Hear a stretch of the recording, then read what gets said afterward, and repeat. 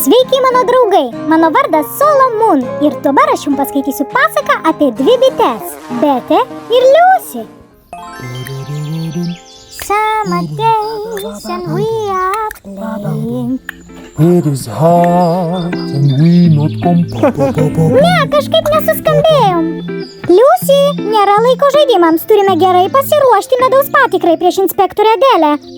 Bet ir Liusiai buvo labai svarbu padaryti gerą įspūdį. Kibkime į darbą. Nesumaišykite pakalnučių medaus su pievų. Stebėkite etikites. Bet ir Liusė plušo visą dieną.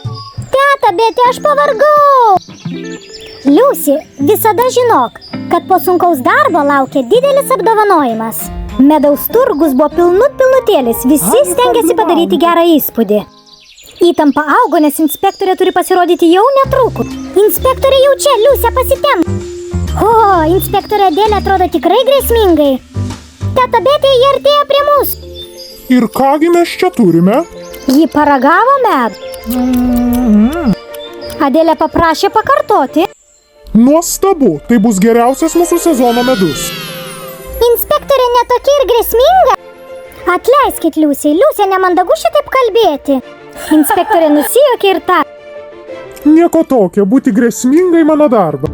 Mums pavyko! Ir štai mūsų apdovanojimas. Vau, kokia puikia istorija, tikiuosi jums patiko.